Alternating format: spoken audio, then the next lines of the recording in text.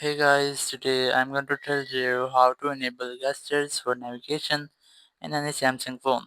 If you're using any Samsung phone and you want to enable gestures for navigation, so let's see how can you do that.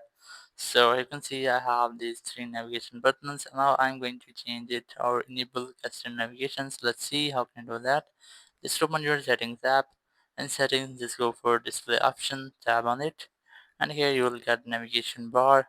If you can't get the setting here, just go back, go for search, and simply search for navigation, and you will get navigation bar or system navigation option. You must have to select that option, and here just select that option, and then just select swipe gestures, and your swipe gestures will be enabled. So that's how you can easily enable gestures for navigation in any Samsung phone. Thank you very much for watching the video. Until next video, bye bye.